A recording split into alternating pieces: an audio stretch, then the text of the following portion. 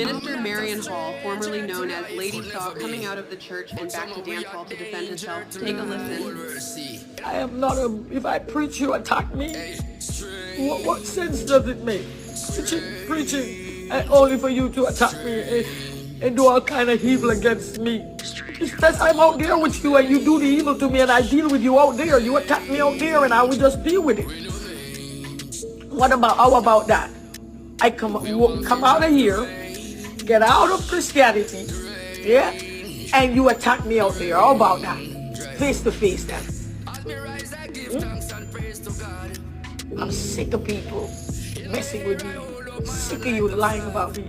Sick about you just attacking you evil people. And there's one person that set up a lot of people against me, and you better pray.